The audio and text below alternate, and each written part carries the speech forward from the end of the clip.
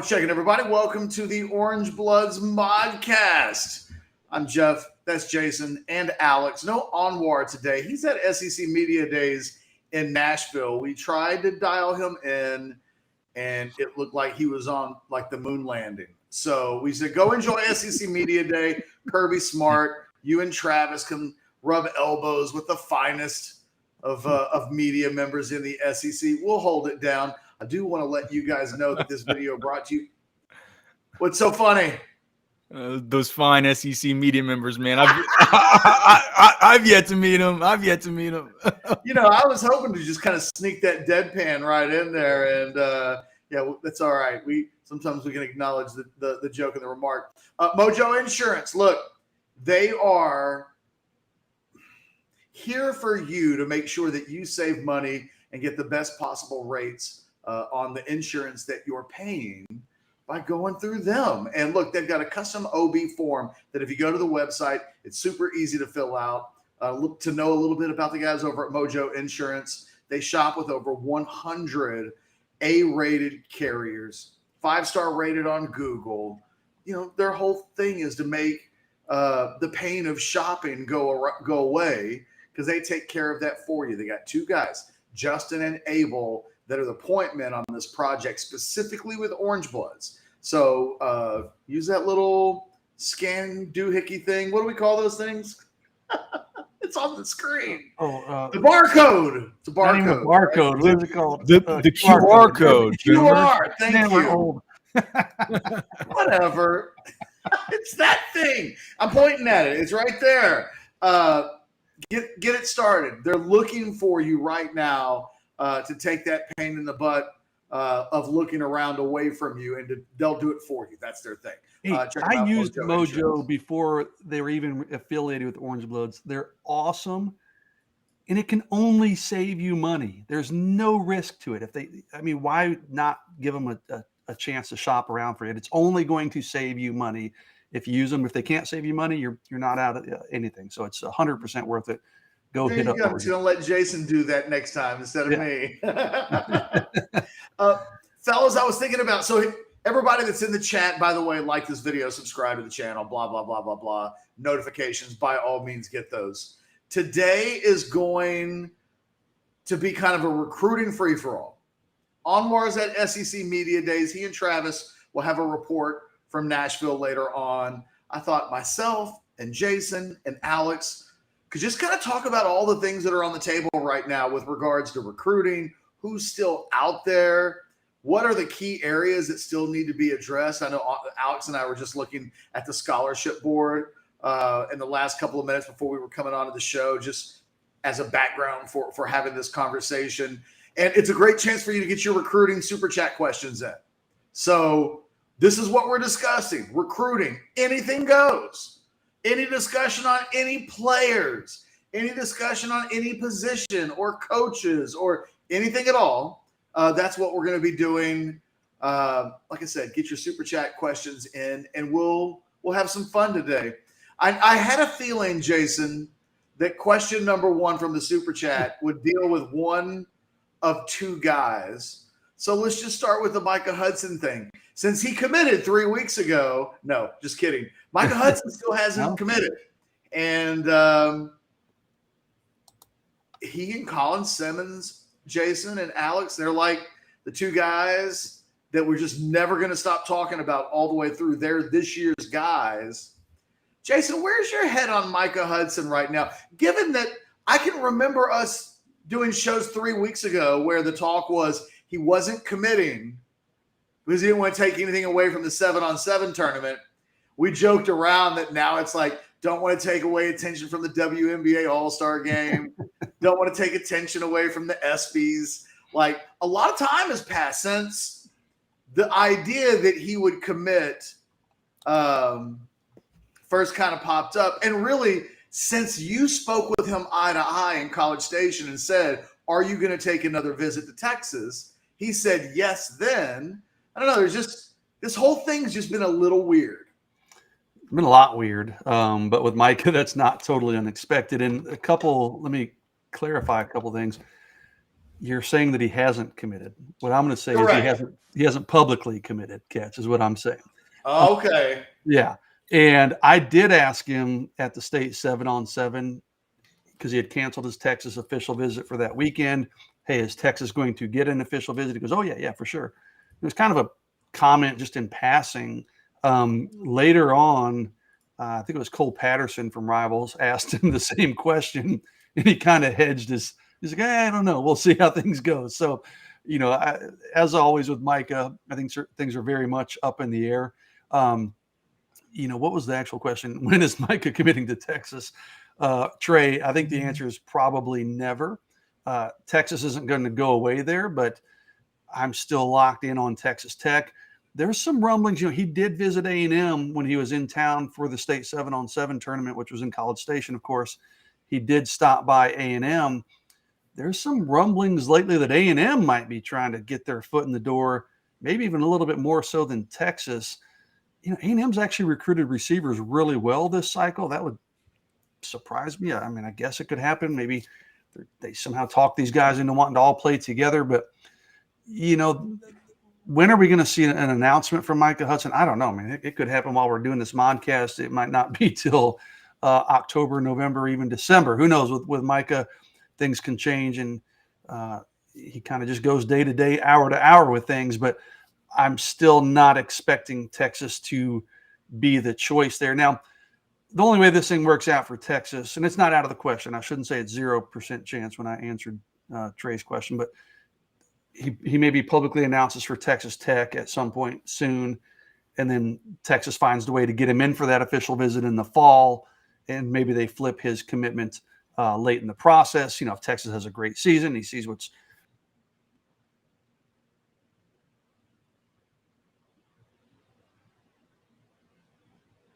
Alex and I have the same look on our face. Okay. So, Jason, we did lose lost his our mic. audio. Yeah, you either got muted or a cord came out or something. How did that happen mid-sentence? I don't know, because I didn't hear a click or like a little click or anything. Just like it went out, just went out. He was in the middle of making a point, which I was listening to, and then he just dropped.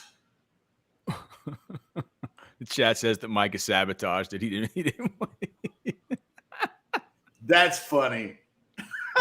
Didn't want Jason giving away his dastardly plans. You can't hear me now? Nothing? Now we can. There you are. Well, I had to switch microphones. I don't know what happened to this stupid mic here is pooing out on me apparently. So now I'm using my webcam mic, so it might not sound as good. But where was I, guys? When I cut out, where was I? Right. You were talking about you were at the end of the point that you were making.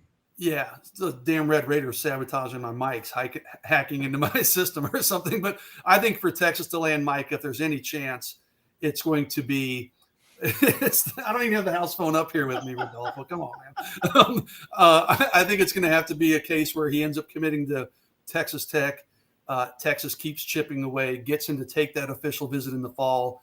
Maybe the Longhorns, have a tremendous season offensively. They win the Big 12. Certain things are going to have to come into play there. Maybe Texas Tech stumbles a little bit. Who knows? Maybe there's rumors of Joey McGuire moving on. I mean, I don't know what might happen in the next 5 months with this thing. But if Texas is going to have a chance at Micah Hudson, it's going to be a flip of his commitment. Right now, I don't see it, but nothing's out of the question. Alex, it's funny. I reported a couple of weeks ago in the War Room that one of the people I talked to had mentioned that they expected Texas A&M to really get involved with Colin Simmons, that they would be very motivated to not let the state's best talent go to Texas specifically. But obviously it's in their best interest to be landing the big players. A&M hasn't been the biggest factor for either Micah Hudson or Colin Simmons, but you can feel them kind of barreling down the door to get into the mix in both of these recruitments. It will be fun. It'll be interesting to see how that dynamic plays out from here all the way to signing day, knowing that when A&M has been supremely motivated to go get a kid in state the last couple of years, they've been more successful than not through their methods of recruiting. Yeah, and who knows what those were or what they are now or what they've evolved into. Clearly, everybody has their own ways of dealing with the Wild West as it is. You've heard A&M, what their AD the other day. I saw he had the big conference about something that they're doing that's sort of like the Texas One Fund. But did you hear about that, Cash? Did you catch any of that news that what A&M was doing with their NIL collective and stuff like that? I mean, vaguely. They're not. Look, I mean, it's not lost on them. This is something that everybody needs to be doing. So they're definitely feels like they're definitely rounding up the horses there for that. And I just think, I mean, look, I do think that whenever you think about Micah Hudson, you're thinking about like a Evan Stewart level kind of prospect, right? You think about Colin Simmons. I would say that I know does Vaughn Miller does that still kind of hold water for kids? Does that still say, I don't know. You could get definitely. He's still playing? Yeah. I mean, yeah, I guess. He's got rings. Yeah. But it's like, it was a long time since he's been in College Station, right? I'd not say, no, we're going to use you in the Vaughn Miller role. It's like, you ever hear my Vaughn Miller story from high school? I went by DeSoto. I think it rings a bell. I don't remember off the top of my head, though. I went by DeSoto specifically to do a story on Vaughn Miller. And the DeSoto coach heard what side I was from and just laughed. He said, "You are wasting your time. We are never letting one of our kids go to Texas." Yeah. And I was like, okay, well, can I still do the interview? I came all this way. Yeah, man. So I mean, I think that A&M. I mean, people are going to hate that I say it, and I always talk about what cockamamie people. 98% of Aggies usually are, especially at those football games and stuff. But you say what you will, man. That's a pro. I mean, it's a program. They're not easy to recruit against. Like if you have a recruiting battle against A&M, you don't ever love that. It's just like against OU. You don't love to have those recruiting battles. To hear that they're battening down the hatches for the arms race, and they're trying to deploy NIL money and all the rest of it, and they're getting in on these players that are super important to Texas. I mean, like that doesn't make you excited to hear, but there's just gonna be more and more of it now that everything is kind of filtering into this new view of Texas is OU now SEC teams recruiting against these guys, and it's a similar pool of talent that's looking at these schools. Well, Jason, before we go to the next super chat, which I'm going ahead and pop up on the screen so I don't lose it in the chat. This Texas versus Texas A&M thing is kind of what I've been waiting to see more of, and this has been a weird cycle, and that there are a lot of guys going out of state. So for a lot, everything's just kind of spread out. So it hasn't really shaped up 1 year before the SEC becomes a thing for both schools. That it's not a lot of Texas versus Texas A&M battles at the top. So it is interesting anytime these two teams get into hand-to-hand combat on the recruiting landscape, because there's history there, because every time one kid picks one school over the other, it feels like, aha, we've got a little bit of an advantage. And there's just this jostling for positioning, not just for the rest of the guys in this class, but 2025, 2026 and beyond. I'm looking at A&M's commitment list, Catch, and you're right. There's really only two guys that Texas, and A&M's recruiting exceptionally well. So this is not me saying, Texas didn't want their players, but there's really only two guys that Texas actively pursued: Miles Davis and linebacker Ty Anthony Smith. I mean, there's other guys that they probably technically offered, maybe a couple that they technically offered, but not a lot. Like you said, it's just kind of a weird year. Not a lot of true head-to-head recruiting battles. I look at Texas's commitment list. Freddie DeBose was a guy that flirted heavily with A&M. Nate Kibble, Daniel Cruz, Jordan Johnson-Rebel, Parker Livingstone, Jordan Washington kind of came down to Texas and Texas A&M. So there's a little bit more crossover there, but there aren't a lot of guys on A&M's commitment list that were true head-to-head wins over Texas.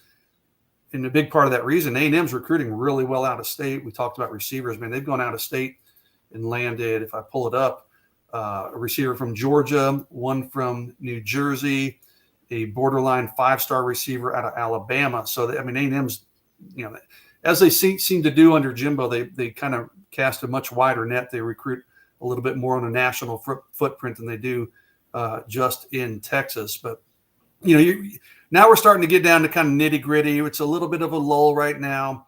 We'll get to the end of summer. Things are going to pick back up late July. We get into August. Obviously, in the fall, things will pick up. The longer this thing goes on, these teams will roll up their sleeves. These coaches will roll up their sleeves, and whatever other measures come into play there, then it'll get interesting with the Colin Simmons of the world, Micah Hudson's, and the guys that are still on the board for both Texas and Texas A&M. But yeah, it's been kind of an interesting cycle so far that there hasn't been a lot of true head-to-head recruiting between Texas and Texas A&M. So C. Bance wants to know in the Super Chat, by the way, thanks C. Bance for contributing to the Super Chat. Just want to make sure you know that we always appreciate that. Chances Texas signs Brandon Baker would be a huge grab. Yes, C. Bance. It would be a really big grab. Jason, the Baker thing's interesting. I heard from a source a couple of weeks ago, I think it was, where it was like Texas feels like it might be in the position of being a leader. That person actually was under at least at that exact moment, the feeling that Oregon had kind of moved out of the way a little bit. But I was reading a Gorney update. I've seen other updates where Oregon's still heavily involved in that recruitment. Yeah, Oregon's not going away.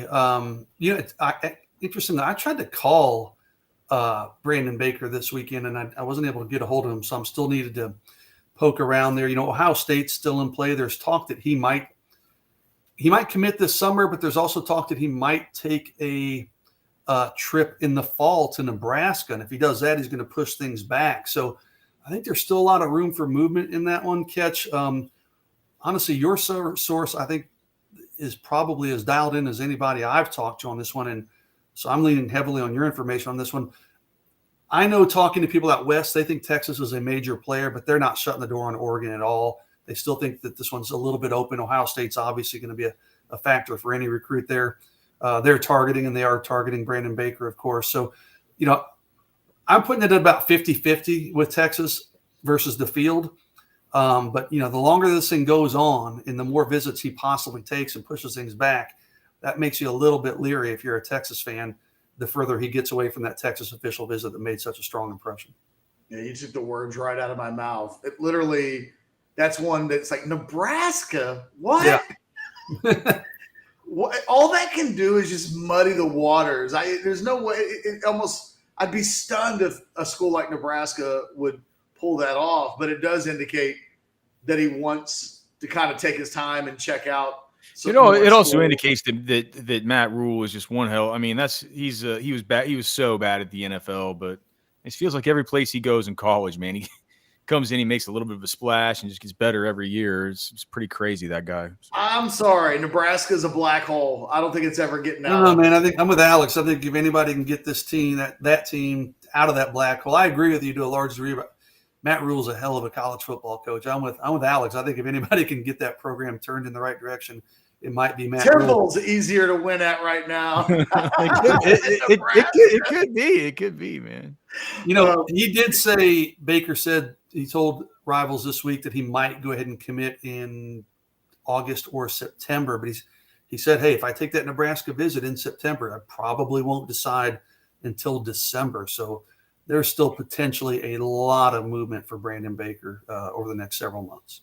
Alex, you looked at Baker, right? He was one that of all of the offensive linemen that you looked at, it seems like he was the one that you most were like, oh, okay, this is a big time guy, as opposed to some of the projects and, I want to see what kind of I wanted to see like what the context was for that, who I was comparing him to. Because I've done a number of these write-ups on these kind of offensive linemen, sometimes stuff that you send me where you tell me to compare these guys. I think that you looked at him on your own. Did I? If I remember the context. Yeah, dude. So I basically said he's just textbook. He's just textbook. He's got the kind of frame that a college coach just wants the most. He's a pure tackle. I mean, that much of the evaluation is super easy. He's a pure tackle. He's not one of these guys that say, oh, you might want to play him a guard. He's going to come in and be a tackle. I noted the play strength. elite natural athleticism, great motor, great finishing ability. As far as I'm worried about the pad level at times coming into contact, specifically on pulls and traps. But just, I mean, that doesn't always, that doesn't always surprise you with a guy that's kind of really long and tall like that. His natural balance is fine. He's built proportionally. He's not one of these dudes who, like Tyron Smith looks. I'm not saying he's a Tyron Smith, but you know how he just looks like a big guy. Everything's proportional. He looks like everything's bigger on him, right? Yes. It's like he's sort of built in that same way. He's an explosive guy. There's so much. I think he's just a tiny bit developmental with some of the feet and the balance and stuff. But it's things you can clearly overlook. You can see that it's just a textbook, 1.5 year kind of developmental tackle is going to be a beast. I mean, he's going to be a beast. So, I mean, Alex, he's ranked number 25 right now on the Rivals 100 rankings. Okay, and there's consideration that I don't think this will happen, but they did a story just earlier today about guys who could end up being the number one prospect in the country. It's Dylan Raiola right now, the quarterback. Colin Simmons was mentioned in that. Brandon Baker's name was one of like 6 that were mentioned. I mean, he's thought that highly that he could end up being the number one player in the country. First thing is, I mean, it's just textbook. Like he very much textbook, and I can't believe it, man. Why did it take so long to start considering Colin Simmons? It's like so stupid. No, Colin. Interestingly, Rivals had Colin number 1 in the country. It probably was a year or so ago. I'd have to look at his profile. Oh, I didn't know that was part of his rankings arc. I didn't know that he had once been. And what's funny, Alex, is I remember seeing recruiting reporters, I'm not going to name them, but from other networks, and they were laughing at Rivals like that's a joke. And now they've all got him like top 5 in the country. So Rivals was ahead of the curve, and people were talking a lot of trash on Rivals, and now everybody's come around.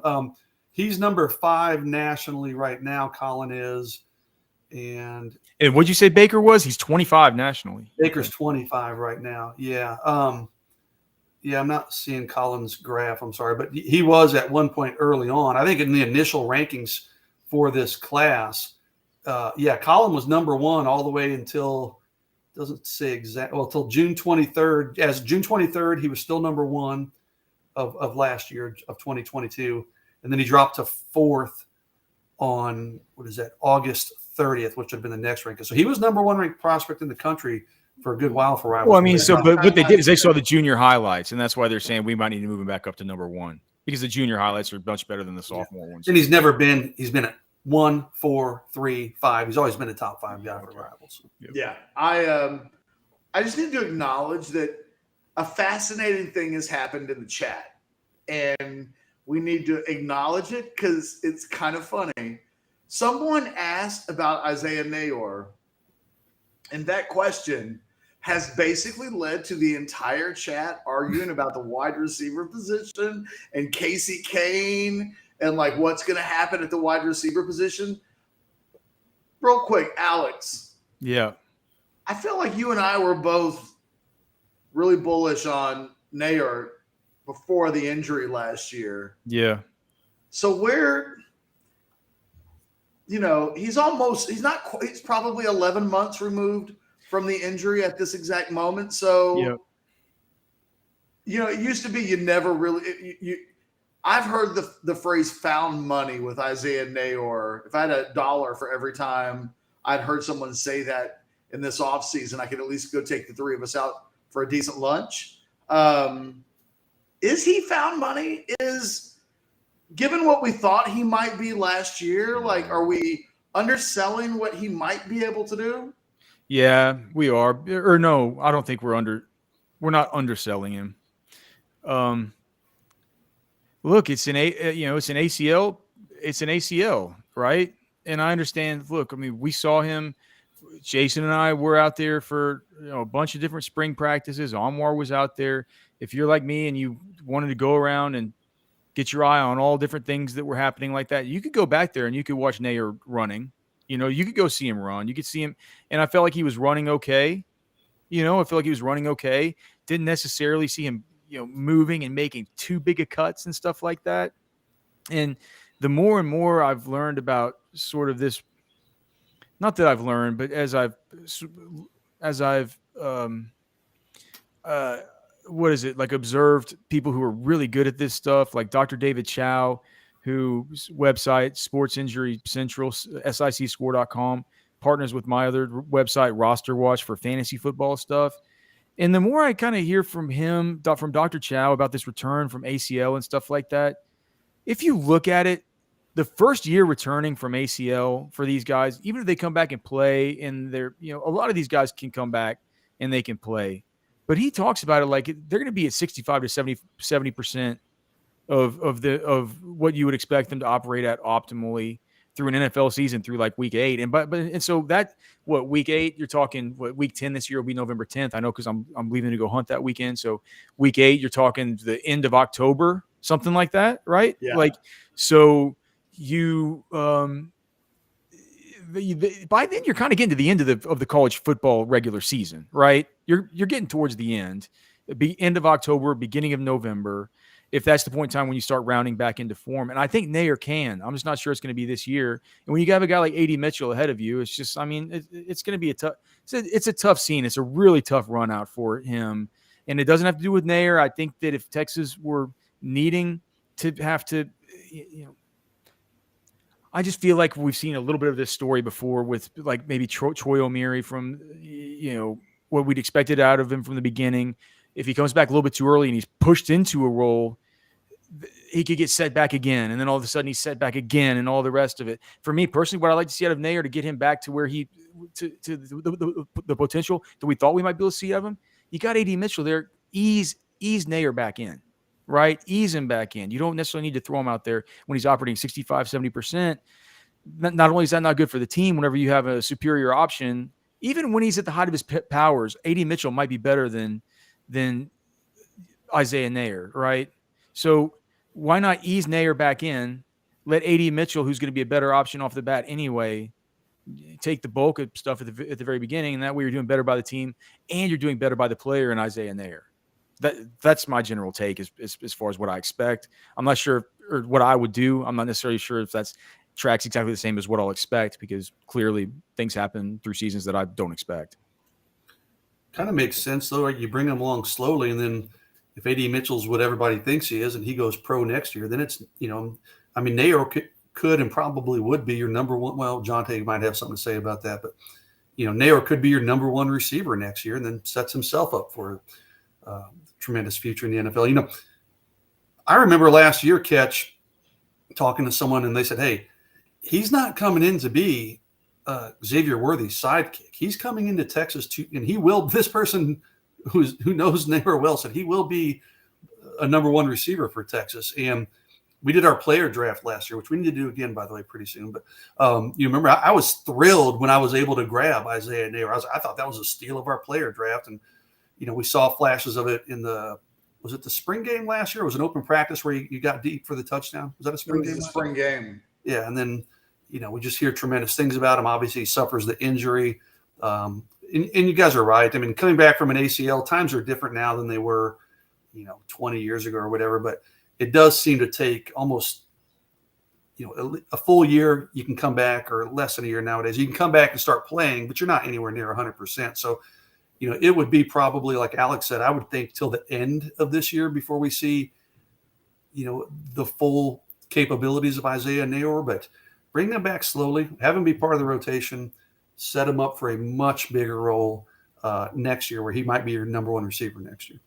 It probably doesn't matter, because the situation that exists now is the situation that exists now. But Jason, how different do you think this conversation sounds in a world where they don't get Jonte Cook and A.D. Mitchell, right? So if it was, they still get Niblett, they still get, they still have a good wide receiver class, but they don't get the 5-star that comes in it, and you don't get the transfer. And then it was a matter of, it's either Casey Kane or Isaiah Neyor coming back. And then suddenly, I wonder if it's like, well, September's 13 months. That's a different ball of wax, Cash. That's the, I don't think that would be best for the player, right? Or well, we have the O'Meary, what happened to Troy O'Meary, we all saw with our own eyes. We saw literally that big old brace. everybody at the time wondered, like, wow, that's a big, like, he's not quite 100%. And then as they kind of ratcheted up, accelerated his return. We saw him re-aggravate it, right, Alex? We were at that practice. I think the one where he re-aggravated it the worst and he was out for the rest of the one was at the open one in the stadium, right? Yeah, I think that's right, yeah. The fan appreciation. He's limping off the field. Yeah, the fan appreciation. I mean, we're going to have that as a story. For the next 30 years, we're going to be using the Troy O'Meary example. And, like, at some point, that's still recent, right? But, I mean, it is a go-to, I think, as the story that we tell ourselves as a reminder of, hey, this is the cautionary tale. If a guy's coming back just a little bit too soon, you can rue the day that you tried to get a little aggressive with it. Yep. Let's see. Paul, by the way, Super Chat question gets you right to the front of the line. As it stands, I just pick random comments. This is the most recent random comment. Is Niblett that different than Brennan Thompson? Paul, for me, he is. Look, they're the same in that I think Niblett needs quality passing game reps the way Brennan Thompson did. But Brennan Thompson,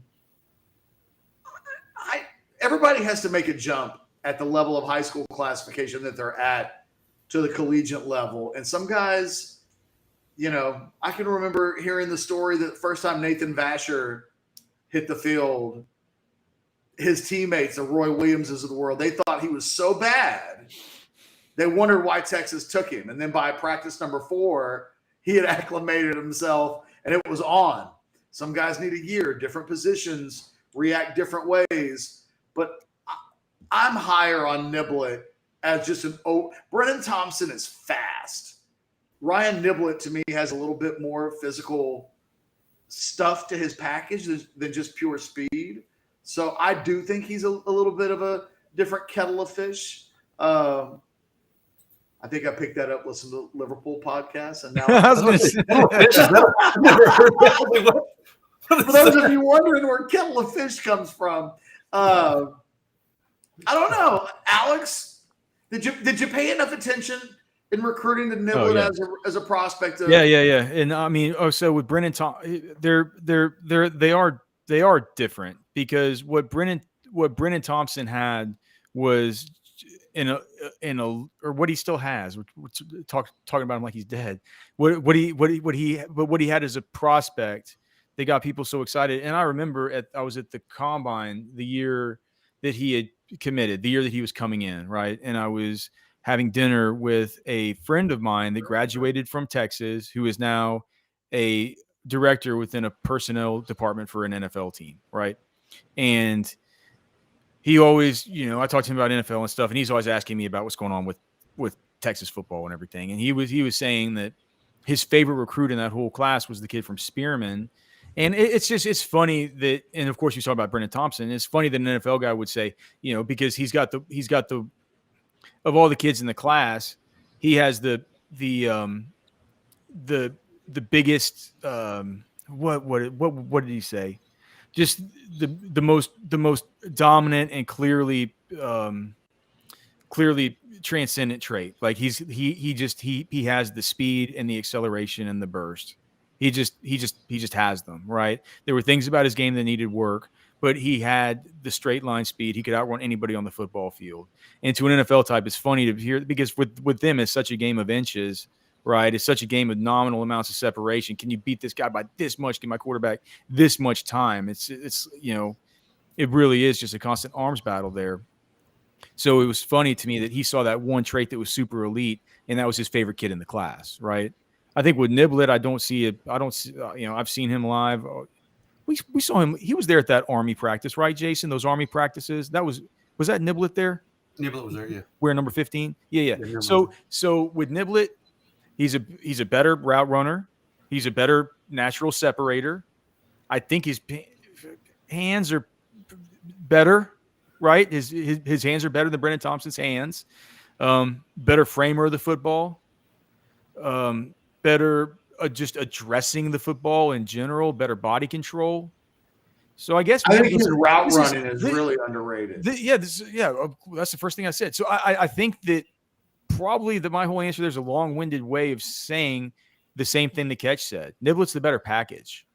I felt like Brennan Thompson, or I know that Brennan Thompson, as far as one elite trait, he has that in spades, and I don't see Niblett having that one elite trait the same way Brennan Thompson did. It's an easy comparison because they're both speed guys first, what people recognize them as. They're both slot guys, but different players, man. I mean, in Brennan Thompson, like you said, his speed is truly elite. These five, I'm looking at the Oklahoma roster, so this is pretty current.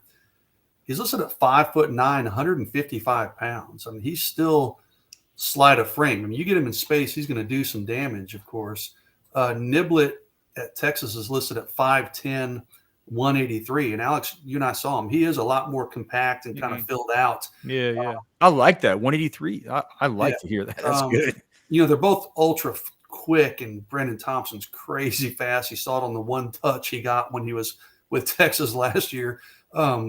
But, different football players. And I think Niblett's maybe a little more well-rounded at this point of his career. Brennan's coming from a small school. He missed most of his senior season, didn't play at Texas. He's focused on track a lot, didn't go through spring ball. So tremendous upside for Brennan Thompson. I'm not going to crap on the kid. I know Texas fans turned on him a little bit when he went to Oklahoma, but awesome kid. And I mean, he's got tremendous upside, but I think there's still a lot of work to do probably for Brennan Thompson. Niblett maybe comes in a little more well-rounded, but both have elite talent that, I mean, you could see either one of them being exceptional football players. With Niblett, just what you got to, it's just he's a talented football player. It's like, he's just a talented athlete. Yeah. I remember like people talk about the economy of motion at the top of your brakes, just how quickly you can get out of some of those routes and stuff like that. He's really nifty with that stuff. I think I'll bet you he works with a bunch of these wide receiver coaches and stuff like that. I don't think that's some of that stuff looks really, really, really polished and clean. Oh, I'm with you. By the way, I mean, I think it goes to I probably volunteered for president of the Ryan Niblett fan club earlier than anybody else. So it warms my heart to see everybody excited about Niblett, because when he committed, Alex, he wasn't really highly rated at all. And so he was one of those guys that, a little bit like Santana Wilson, when I look at him and I go, I don't care what his ranking is, that guy's much better than his ranking. Kind of felt that way about Ryan Niblett. And, got eventually by the end, it felt like the ranking services had caught up on Niblett. And so that it wasn't like I was kind of on an island by myself. For the record, I think Santana Wilson is the guy in this class that by the time we get to December, he just needs to be seen a little bit more. And if the services get out to see him in person, he's a beautiful kid to look at on film. I feel like there's two of those guys in this class, man. Santana will. I mean, we can talk about it later. I know we got to get to the super chat, but I feel like there's two. Well, it's Parker Livingstone. I mean, I don't feel like anybody's talking about him like he's a top wide. Like he's absolutely one of the top wide receivers in this state, arguably the second best in the state. I'll tell you this, Alex. He's unbelievable. The source, and some of this stuff, sometimes they tell people what they want to hear, but I've heard that Texas had Parker second on their recruiting board. I've heard the exact same thing from a very good source. Jay Lee says in the super chat, every season there are points in the schedule where fans are most optimistic, then points where fans are most pessimistic. Which part of the schedule do you think each of these moods is most likely? Well, I think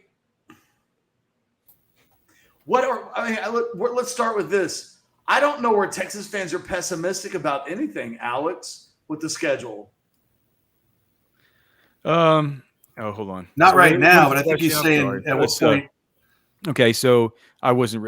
I'm sorry. I was reacting. I'll start, Alex, while you pull it up. But okay, there's a lot of ways this can go. I mean, if Texas beats Rice by 13 points, people are going to be pessimistic after week one, right? Going into the Alabama game. I don't expect. Well, I mean, right now I've got people on the regular asking me about Texas. It's 50-50 at least right now with Alabama. And it's like, well, no, that's not how I feel. Yeah, I mean, that was one of your questions in your 10 thoughts or something. Like you give them a better than 50% chance. I'm like that's maybe a little bit of a stretch. The last time we saw this team, they lost to Washington. Yeah. So, I tell you what, Jay's questions is the points where fans are more pissed. What parts of the schedule do you think each of these moods is most likely?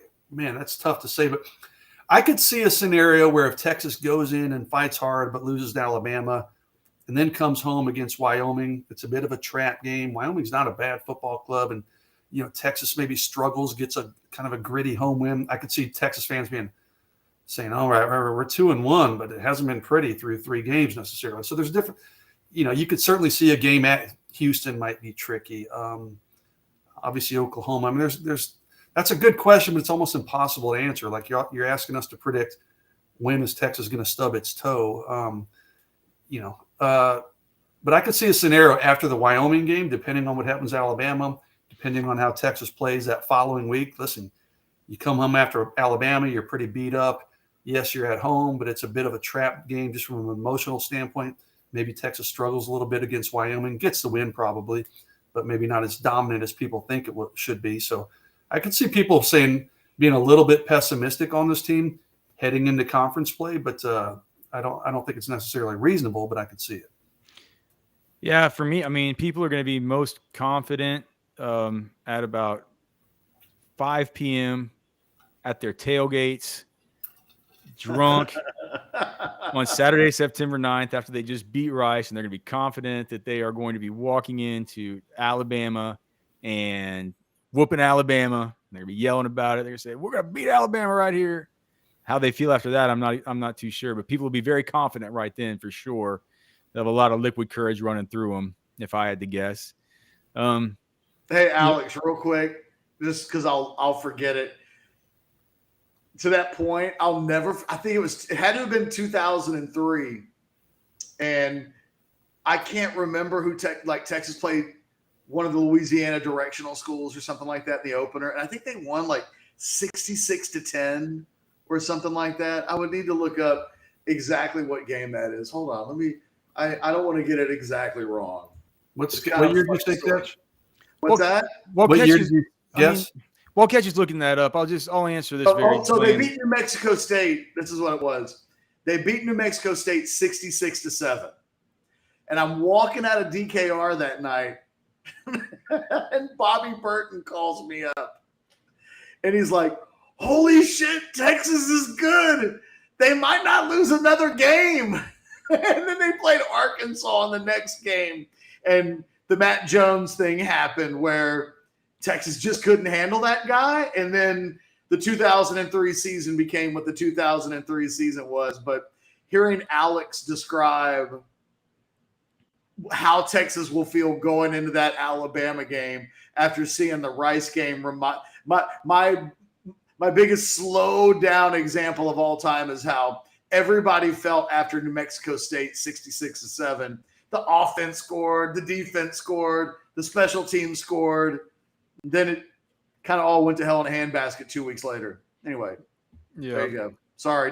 To these people who are talking about Parker Livingstone's speed in the chat, I would just say go watch his or go look up his track times for. I believe it was the. He didn't run track last year, so it was the maybe the year before I think it was the 200 relay, and just go check those out and then just come back to me.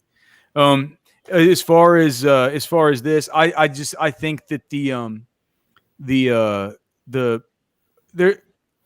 there's always going to be a mood swing around Oklahoma. I mean, I don't know when's it going to be. I can tell you when it's going to be. The mood's going to be crappy around the program when the program loses. And it's going to be positive when they put together a couple wins. If they put together a win versus Alabama at Alabama, it's going to be like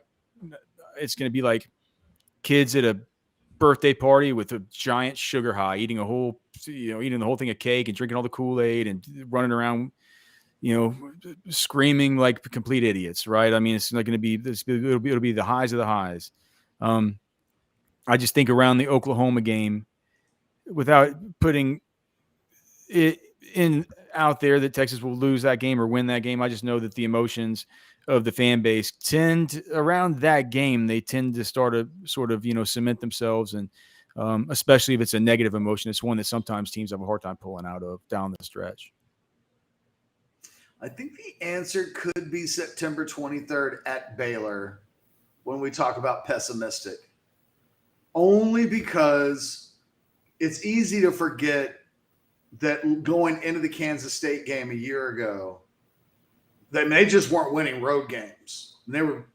Sarkisian's one-loss record on the road so far while he's at Texas hasn't been anywhere near mediocre, let alone great. I mean, they win their last two in the state of Kansas last year. So it's kind of out of sight, out of mind. But for me, this program still has to prove that it can go on the road and be the best version of itself. I think there are 3 road games that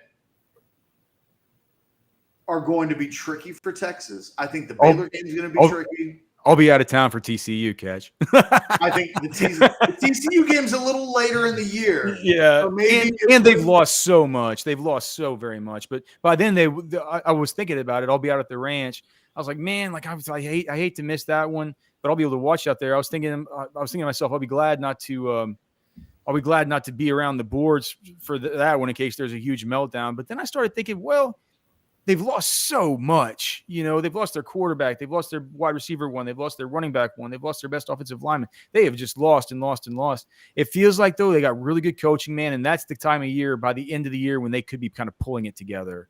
So is that one of the away games that you worry about, or are you not even worried about TCU? Oh, absolutely. Okay. And I'm throwing Houston in there. Look, there's a weird world out there. We're talking about where Texas fans could get most pessimistic. Well, look, losing to Alabama and maybe playing well, Texas comes out high, right? But then they beat Wyoming the next week. But if they were to lose at Baylor and be 2-2 through 4 games on the schedule, trust me, it would be a lot of this. There's no way this team finishes higher than 7-5. You can set your watch by that kind of overreaction to the first unexpected. Think back to Texas Tech last year, and there was a whole lot of this team's not going 6-6. Show me 6 wins. I can remember people saying that stuff like that, and it was like, I can point to every game on the schedule and say that they could win those games. It's them not having these performances mainly on the road under Sark that have been so. What are the 3 you said? What are the 3 you said that worried you on the road? I mentioned Baylor and TCU. The third one would be at Houston, which is a weird game because there's 2 weeks between the Oklahoma game and the Houston game. And that game in Houston, Texas could just blow them out. They really could. But that could also be the kind of game where Houston jumps up 14-0 in the first 5 minutes, and then you're just in for one of those nights. And I think that you're going to see at least one of those is going to happen at some point during the season. If Texas were to beat Oklahoma and follow that up with a loss on the road at Houston, I think for some people that would feel 2 steps forward, 3 steps back. Then you might be in a position where you've got to run the table. So you start getting into you got to run the table mode, and that's when Texas fans get their most pessimistic. But I think there's going to be a confident fan base for most of the season. And if you can get through Oklahoma with only 1 loss, I think this fan base will feel like at that moment that they're a potential playoff team. No, yeah, absolutely. Yeah, they're All coming right, into the season with that expectation. Let's wrap this bad boy up. We'll go into parting shots and remind you guys, Anwar and Travis Gailey should have a video update. Did we do? I think we went live yesterday from SEC Media Day. It's Georgia Day today. I've already seen a couple of hilarious remarks from Kirby Smart, who thinks the highlight, Alex, of the entire press conference for me was Kirby Smart talking about how at Georgia, it's really important to them to make quality men. And it's like, man, you can't get your guys to stop speeding let's take baby steps instead of shaping these guys into the people that they will forever be. Can we get people to stop driving fast? I don't know what's going on at that program, man. I mean, I'd like to see some more investigative journalism into some of the things that are happening behind the scenes there.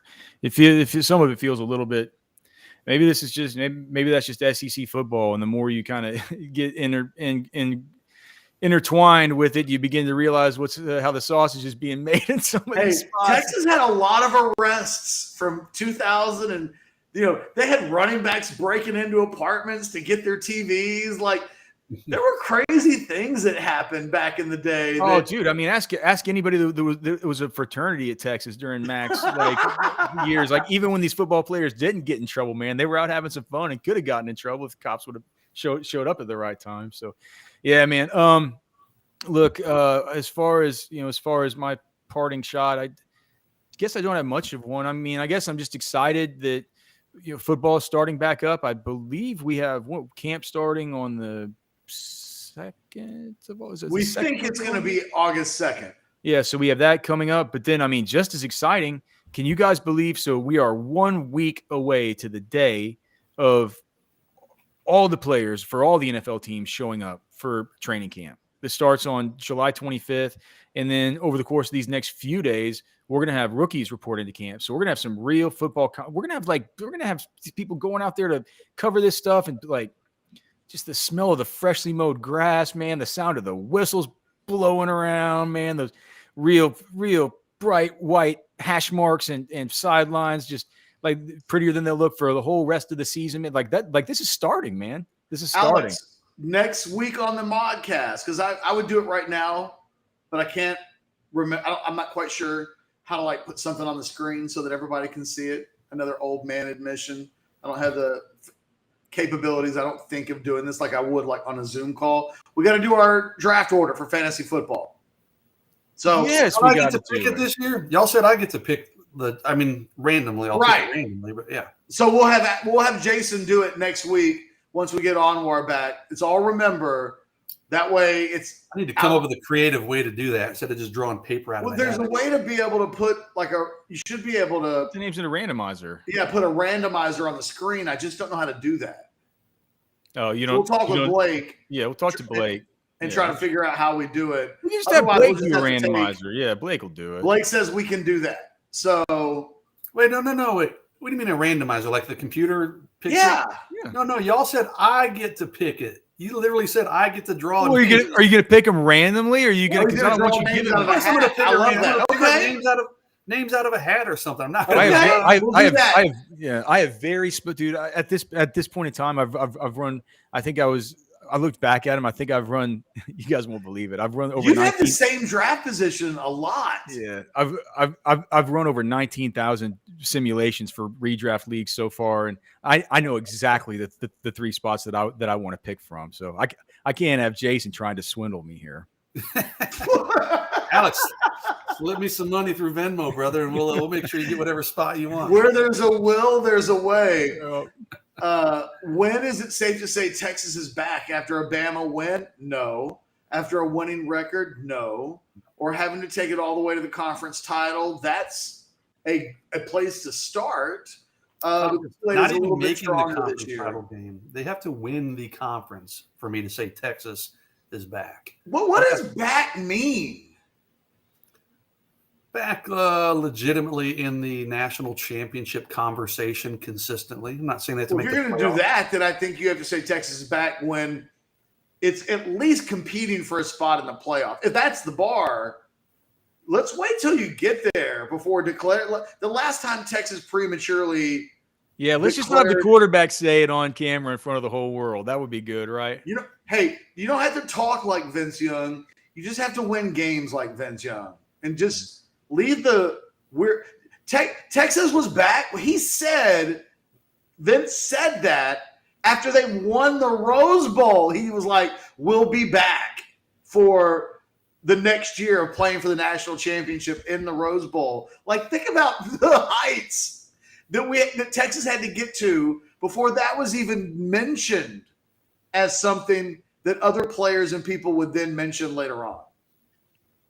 So maybe win the conference and then win your major bowl game.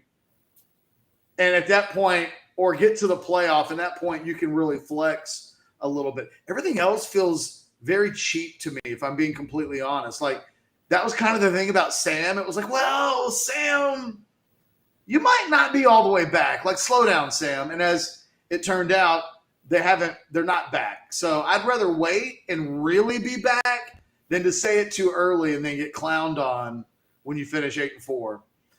What about you, Jason? You got any parting shots?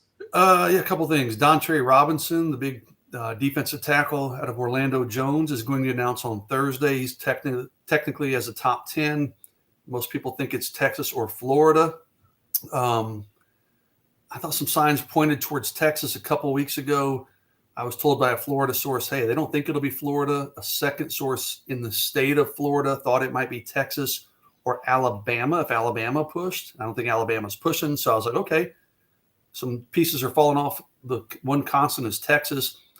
I had a Florida person today tell me, hey, Florida feels like they're going to get him all of a sudden. So still trying to put the pieces together there. Still some mystery there. That's on Thursday. Saturday is Corian Gibson, the safety out of Lancaster, Texas, Clemson, Ohio State still in play there. I still favor Texas, but man, Clemson is not going away in that one, and Corian's not tipping his hand, not even to people close to him. So kind of an interesting week. I think there's going to be a little bit of mystery to both of these announcements that we'll be following and covering on Thursday and Saturday. And then my last parting shot, today is my daughter's birthday, so happy birthday, Kinsley. Love you. And I know you'll never see this, but happy birthday to her. We're going to try to do dinner tonight. So I don't really have a parting shot other than to say we've got some things cooking up behind the scenes at Orangebloods, especially as it relates to the YouTube channel for games and stuff like that. So stay tuned. I don't want to – Jason and I learned a long time ago, under promise and, and over deliver. And so I'm keeping that in mind. But we got some stuff that we're working on, really excited about the next 8 weeks or so. And look forward to having you guys join us along for the ride at some point. Until then, for the three of us, for Mojo Insurance, by the way, use that QR code. Look at me. There you go. There we go. QR code. If you'd have given me another hour, I would have remembered. Let Mojo find you the cheapest insurance absolutely possible. Like, that's what they do. And as Jason said, why wouldn't you do it? There's no risk, just the opportunity to save a bunch of money. There's an OB-specific form on the website. Go check them out. For the three of us, for Blake, who's producing, for Anwar, who for about 5 seconds was going to be on today's show from SEC Media Days, and then it just bad Spectrum internet is what it was like. There you go, Paul. That's what they say about me, tech savvy. It's my nickname behind the scenes here at Orangebloods. Anytime anybody has a tech question, they know, come to me. For me, the tech savvy one, and for these other two guys who just aren't tech savvy at all, we're like a trio of monkeys trying to figure out how to get a screen grab up on the Modcast. But we're not going to do that, because this time next week, Jason will have pulled names out of a hat on pieces of paper, and our fantasy football league will officially have a draft order. It's beautiful. Until then, guys, take care.